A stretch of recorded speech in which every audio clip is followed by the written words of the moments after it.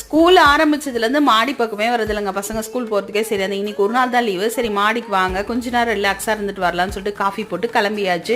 ரெமோ குட்டியும் கூடவே ஓடி வந்துட்டான். பூவெல்லாம் நிறைய பூத்து இருந்துச்சு, அதையும் பறிச்சுட்டு வரலாம் அப்படின்னு சொல்லிட்டு.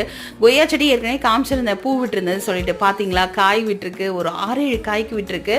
இன்னுமே நல்லா பெருசாகணும். அப்படியே பூ பறிக்கும் ஆரம்பிச்சிட்டேன். 2-3 செடி இருக்கா, முல்லை நிறைய பூக்குது, பறித்து கட்டவே முடியல, அந்தளவுக்கு பூ.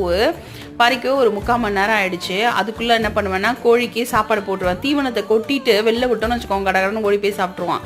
இந்த சேவல் இருக்கான் பாருங்க, சரியான சேட்டைக்காரன். கிண்ணத்தை கையில் வச்சுருந்தோம்னா தட்டி விட்டுருவான். அதனால முதலே சாப்பாடை போட்டுருவேன், அதுக்கப்புறம் தான் திறந்து விடுவேன். அதுக்குள்ளே பூவெல்லாம் கிள்ளிட்டோம்னா சாப்பிட்டு ரெடி ஆகிடுவாங்க. ஸ்நாக்ஸ் வந்து எனக்கு எதுவும் வேணாம் அப்படின்னா, இல்லைம்மா நீங்கள் குட்டி சமோசாவது சாப்பிடுங்க, நாங்கள் அதெல்லாம் எடுத்துக்கிறோம் அப்படின்னு சொல்லிட்டு சாப்பிட ஆரம்பிச்சிட்டோம். அதுக்குள்ளே கோழியெல்லாம் தீவனத்தை சாப்பிட்டு உள்ளே கிளம்பிட்டாங்க. இந்த கொம்பை தட்டணும்னு வச்சுக்கோங்க, உள்ளே ஓடி போயிடுவாங்க. பூவெல்லாம் கட்டி நிற்கிறதுக்கு விளக்கு ஏற்றியாச்சு.